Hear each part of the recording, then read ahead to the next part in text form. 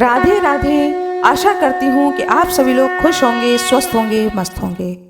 आज मैं आप लोगों को देवी भागवत पुराण का दूसरा अध्याय की कथा सुनाने जा रही हूँ। महामुनि जैमिनी द्वारा श्री वेद व्यास जी से शिव नारद संवाद के रूप में वर्णित देवी के महात्म्य वाले महाभागवत को सुनाने की प्रार्थना करना। माता रानी की जय हो। इस कथा को सुनने मात्र से ही समस्त मनोकामनाओं की पूर्ति होती है। कृपया कमेंट बॉक्स में जय माता दी अवश्य ही लिख दीजिएगा। सूत उवाच श्रुत्वा बहु पुराणानि जैमिनी मुनि पुंगवः प्रणम्य दंडव भूमो व्यासम प्रप्रच्छ सादरम। सूत जी बोले, बहुत से पौराणिक आख्यानों का श्रवण कर लेने के बाद मुनि श्रेष्ठ जैमिनी ने भूमि पर दंड की भांति गिरकर व्यास जी को प्रणाम करके उनसे आदर पूर्वक पूछा। जैमिनी बोले, समस्त वेद वेताओं में श्रेष्ठ मुनिवर आपको नमस्कार है। महामते, इस लोक में आपसे बढ़कर वक्ता और कोई नहीं है। मुने, आपके मुखारविंद से पुण्यमयी कथा को सुनकर मैं कृतार्थ हो गया हूँ, कृतार्थ हो गया हूँ, इसमें संदेह नहीं है। अब एक दूसरी बात जो कि मेरे मन में चिरकाल से स्थित है, उसके विषय में सुनना चाहता हूँ। जगत के आदि में उत्पन्न भक्तों के दुर्गम कष्टों को दूर करने वाली तीनों लोकों की माता नित्य स्वरूपा सच्चिदानंद स्वरूपनी जो भगवती दुर्गा हैं, ब्रह्मा आदि देवताओं के लिए भी दुर्लभ हैं, जिनके दोनों चरणबिंदुओं को अपने हृदय कमल पर धारण करते हुए महेश्वर शिव शव रूप से स्थित हैं। उनके अनुपम महात्म्य का आपने जो संक्षेप में वर्णन किया, उससे मेरी तृप्ति नहीं हुई है। अतः महाभाग, अब आप उसका विस्तार से वर्णन करने की कृपा कीजिए। मुनिश्रेष्ठ, आपको नमस्कार है। यह मनुष्य शरीर अत्यंत दुर्लभ है। अनेक सैकड़ों जन्मों के बाद इसे प्राप्त कर जिसने उस भगवती महात्म्य का श्रवण नहीं किया है, उनका जीवन व्यर्थ है। उनका यह वचन सुनकर सरस्वती पुत्र व्यास जी ने मुनिवर जैमिनी की प्रशंसा करके उनसे कहा। व्यास जी बोले, महामती जैमिनी, आप परम भक्ति तथा ज्ञान से युक्त हैं। बस आपने इस समय बड़े ही कल्याणप्रद बात पूछी है। इसके लिए आप साधुवाद के पात्र हैं, जिसका श्रवण करके भक्ति और धर्म से शून्य महान पापी मनुष्यों का भी इस लोक में पुनर्जन्म नहीं होता है, और जिसे सुनकर पापी मनुष्य ब्रह्म हत्या आदि पातकों से भी छूट जाता है, उस कथा को आप सुनना चाहते हैं। अतः आप परम भाग्यशाली हैं। मुने, ब्रह्म हत्या आदि समस्त पाप भी तभी तक मनुष्य को ग्रस्त किए रहता है जब तक भगवती का चरित्र उनके कान में पड़ नहीं जाता है। यदि सैकड़ों पाप किया हुआ मनुष्य भी इस दुर्गा चरित्र का श्रवण करता है, उसे देखकर यमराज भी अपना दंड छोड़कर उसके चरणों पर गिर पड़ते हैं। मुने, उस भगवती के अतुलनीय महात्म्य को बतला सकने में भला कौन समर्थ है, जिस महात्म्य का आपने 5 मुखों से भगवान शंकर भी वर्णन नहीं कर सकते हैं। वाराणसी क्षेत्र में भगवान शिव स्वयं उन भगवती का ही ब्रह्म संज्ञक तारक महामंत्र जो गुरु कृपा से मुझे प्राप्त हुआ, उसे तत्परता पूर्वक आकर मुमुक्ष जनों के कान में कहते हुए उन्हें निर्माण नामक महामोक्ष पद प्रदान करते हैं। ब्रह्मर्षि जैमिनी मोक्ष तथा निर्वाण पद प्रदान करने वाली वे भगवती सभी मंत्रों की एकमात्र बीज स्वरूपिणी हैं। महामते, सभी वेद मोक्ष प्रदान करने वाली हैं। उन भगवती का वहां के समस्त मंत्रों की अधिष्ठात्री देवता कहते हैं। शशक, खरगोश, मशक, मच्छर आदि तथा और भी जो अन्य प्राणी इस पृथ्वी पर हैं, उन्हें मोक्ष देने के लिए भगवान शिव वाराणसीपुरी में दुर्गा यह तारक मंत्र कान में स्वयं प्रदान करते हैं। मुनिश्रेष्ठ जैमिनी, एकाग्रचित्त होकर आप उसे सुनिए। मैं शिव नारद संवाद रूप महान पापों का नाश करने वाले अतुलनीय दुर्गम महात्म्य का विशेष विस्तार पूर्वक वर्णन करूंगा। एक समय की बात है, सभी देवतागण मंदर पर्वत पर एकत्र हुए। वहां पर गंधर्वों सहित सभी ऋषिगण भी आए हुए थे।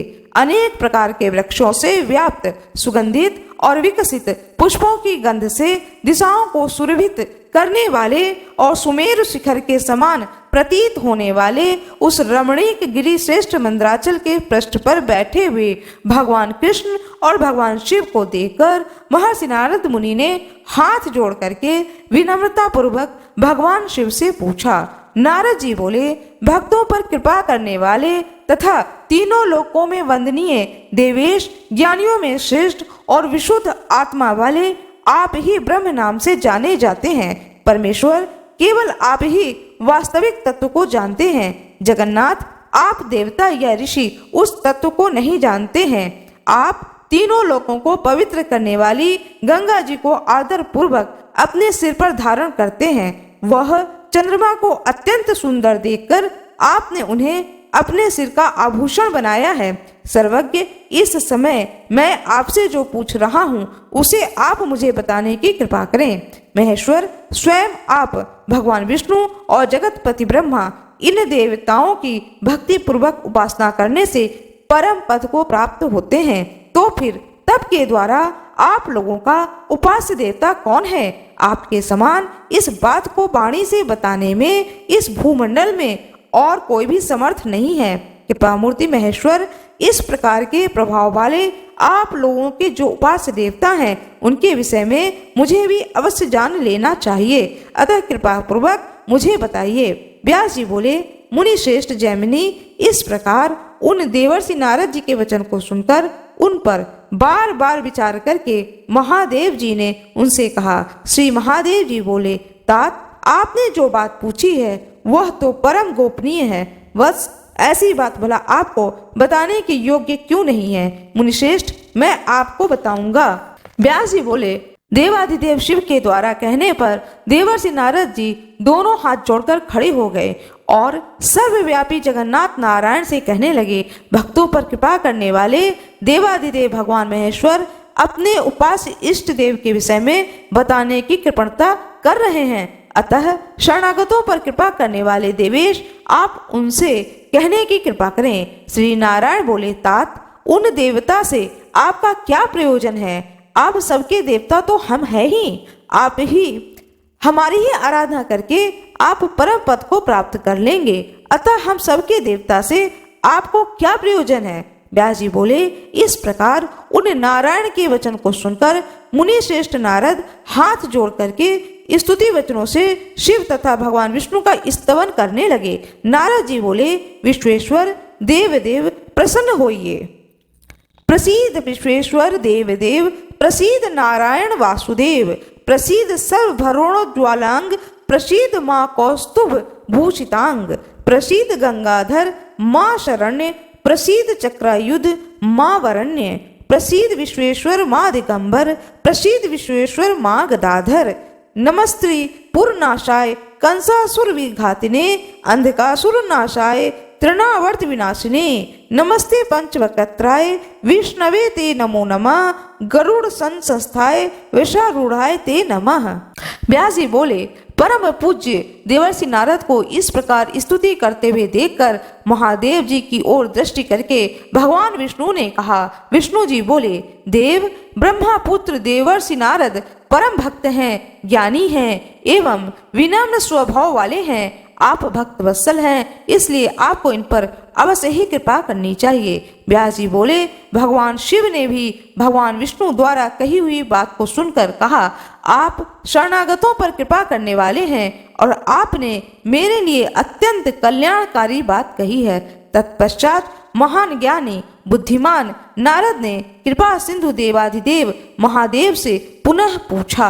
नारद जी बोले, इंद्र आदि समस्त लोकपालों ने आप शिव विष्णु तथा जगतपति ब्रह्मा की उपासना करके श्रेष्ठ पद को प्राप्त किया है।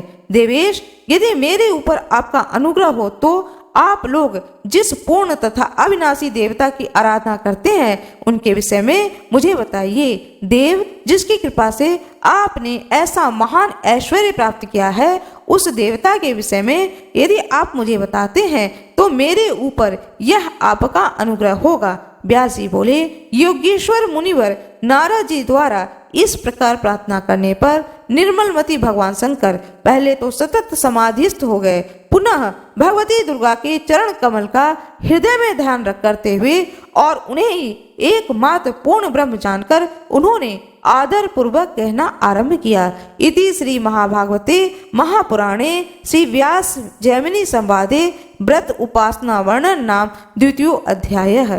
दूसरा अध्याय संपूर्ण हुआ। माता रानी की जय हो, सभी देवताओं की जय हो, सभी ऋषि मुनियों की जय हो, दृश्य मुनियों की जय हो, अदृश्य मुनियों की जय हो, जय हो, जय हो। आशा करती हूँ कि आप लोगों को यह कथा बहुत ही अच्छी लगी होगी।